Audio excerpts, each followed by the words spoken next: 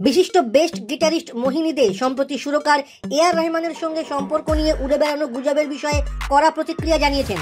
মোহিনী স্পষ্টভাবে বলেছেন যে রহমান তার জন্য পিতৃতুল্য এবং তাদের সম্পর্ককে ভুলভাবে দেখা সম্পূর্ণ অযৌক্তিক।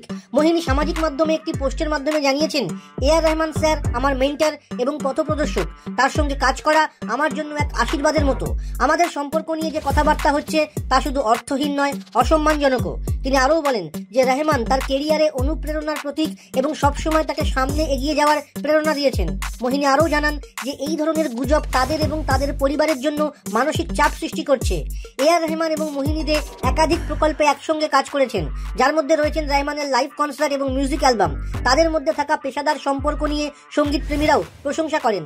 মোহিনীর এই বক্তব্য শুধু গুজবের অবসান ঘটায়নি, বরং পেশাদার সম্পর্ককে সম্মানের সঙ্গে দেখার যে একটা প্রয়োজন রয়েছে সেটিকেও তুলে ধরেছে।